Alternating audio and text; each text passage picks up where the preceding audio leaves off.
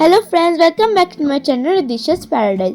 তোমাদের স্বাগত জানাই আমার কাশ্মীর সিরিজের এপিসোড 5-এ। তো আজকে আমরা যাচ্ছি দুধপাত্রি। শ্রীনগর থেকে দুধপাত্রি ডিস্টেন্স হলো 40 কিলোমিটার আর যেতে লাগে 1.5 ঘন্টা। এই দুধপাত্রি জায়গাটা পড়ে হচ্ছে বুডগাম ডিস্ট্রিক্টে, আর এইটা কিন্তু শ্রীনগর থেকে বেশিক্ষণের দূরত্বই নয়। দুধপাত্রিকে কিন্তু ভ্যালি অফ মিল্কও বলে। আর তোমরা কি জানো কেন?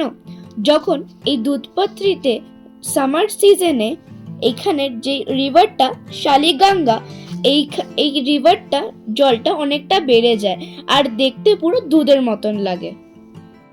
জানো তো, এই ভ্যালিটা কিন্তু একদম বাইসন ভ্যালির মতন দেখতে।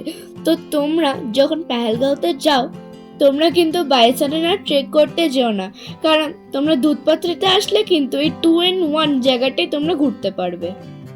তোমাদের একটা কথা জানিয়ে রাখি, তোমরা যখন এখানে সামার সিজনে আসবে, তোমরা কিন্তু তোমাদের ড্রাইভারের কাছ থেকে আগে কথা বলে নেবে, কারণ মোস্টলি এখানে কিন্তু তোমাদের 3-4 কিলোমিটার আগে দাঁড় করিয়ে দেবে এই ভিড়ের কারণের জন্য।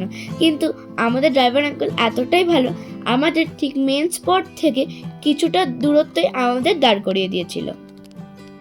তোমরা চাইলে এই 3 কিলোমিটার পথটা তোমরা ঘোড়া বা এটিভি গাড়ি করে আসতে পারো, কিন্তু ড্রাইভার আঙ্কেলের জন্য আজকের খরচাটা আমাদের বেঁচে গেল। মোস্টলি সবাই কিন্তু কাশ্মীরে ঘুরতে আসলে সোনমার্গ, গুলমার্গ, টানমার্গ আর পেহেলগাঁও ঘোরে, কিন্তু যারা এই দুধপাত্রি ভ্যালিতে আসে না, তারা কিন্তু এই জায়গাটা সত্যি মিস করে যায়। তোমরা যেমন এখানে বাইসারেনের মতন গ্রিন ভ্যালি দেখতে পাবে, লিডার নদীর মতন নদীর ঢাটটা পাবে, আবার এখানে তোমরা পাইন ফরেস্ট আর একটু বরফও পাবে। দুধপাত্রি এমন একটা জায়গা যেখানে তোমরা অনেক জায়গার একসাথে তোমরা ঘুরতে পারবে, তারপর থেকে তোমরা এত সুন্দর ভিউ পাবে, তোমাদের কি বলবো। আমি তোমাদের রেকমেন্ড করব তোমরা কিন্তু এই জায়গাতে একবার এসো।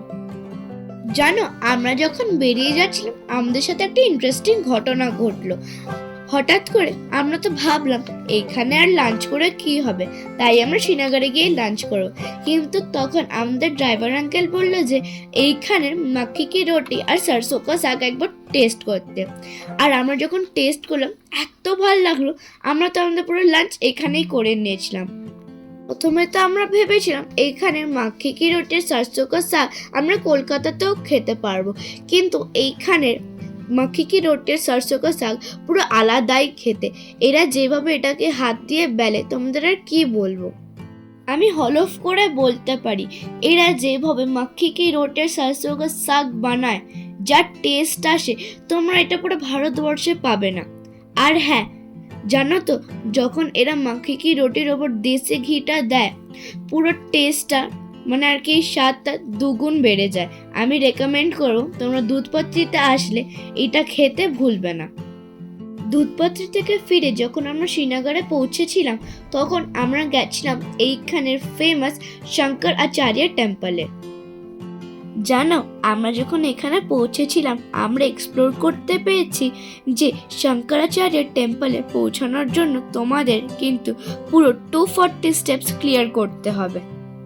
আর এই টেম্পলটি হলো জাবারওয়ান হিলের একদম টপে অবস্থিত।